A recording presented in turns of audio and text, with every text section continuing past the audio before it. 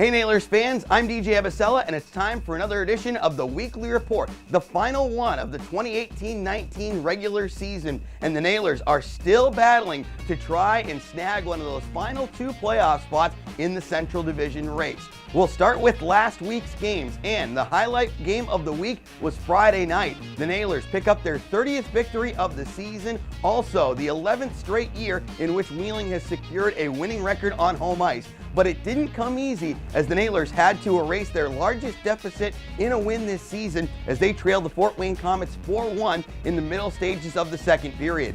Zach Lynch and Cedric Lacroix got this comeback started, and then newcomer Lucas Coles in his professional debut gets the tying goal, setting the stage for Alec Butcher to put the team ahead. All four of those goals came in a span of 4 minutes and 22 seconds as the Nailers ultimately went on to the 6-4 victory over the Komets. On Saturday night, didn't get a win, but Wheeling did get a point. Big thanks to Jordan Ruby's 39 saves as the Nailers were shootout losers 3-2 against the Reading Royals on the road. On Sunday, the goaltending continued to be a strong point for the Nailers. Matt O'Connor, his second professional shutout, making 31 saves, and he needed every single one of those saves as the lone goal of the game came courtesy of Renars Krastenbergs. It's Wheeling's first 1-0 victory since last March when the Nailers beat the Worcester Railers 1-0 in a shootout. Let's move ahead to this week's games, and of course it will be another 3-3 as the Nailers wrap up the regular season.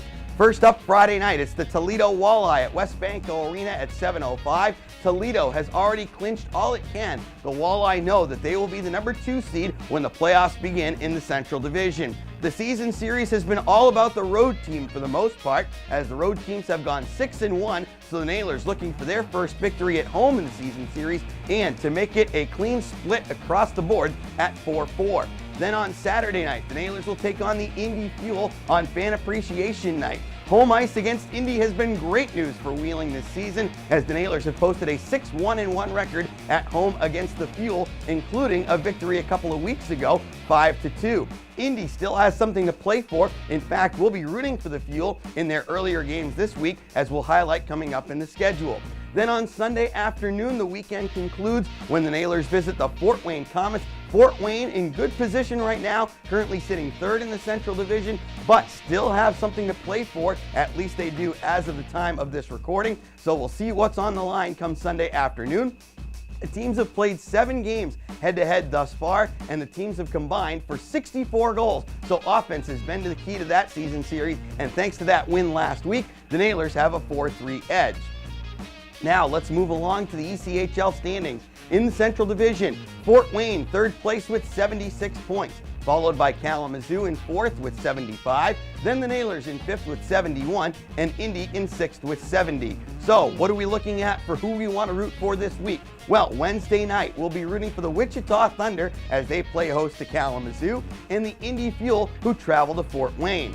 Then come Friday, Kalamazoo and Fort Wayne both in action again. The Komets will travel to Indy to play the second half of the home and home series. So once again, we cheer for the Fuel. And then Kalamazoo goes to Tulsa, so we'll be rooting for the Oilers. On Saturday, Tulsa once again playing host to Kalamazoo to finish off the Wings regular season, while Fort Wayne returns home to take on Brabham Cup champion Cincinnati. So that could be a good sign, as the Komets have to play the best team in the ECHL. The Nailers, of course, will then see the Komets on Sunday, while Kalamazoo and Indy will be done on Sunday, and it could come down to that final day of the regular season. We hope it does for the Nailers to try and punch their ticket to the postseason. So far, 11 teams have already qualified for the Kelly Cup playoffs presented by Smile Direct Club, including, as I mentioned, Cincinnati has now locked up the best record in the ECHL, earning the 2019 Brabham Cup title. In the Central Division, Toledo has also clinched. Out west, all 4 have already clinched, just a matter of who gets what position. Tulsa, Idaho, Kansas City, and Utah. In the north, Newfoundland and Adirondack are in, and in the south, it's Florida, Orlando, and Jacksonville having punched a ticket. Next week, we'll give you the first round matchups and my previews on who may advance into the second round. Hopefully, the Nailers are a part of it. I'm DJ Abasella with your Weekly Report.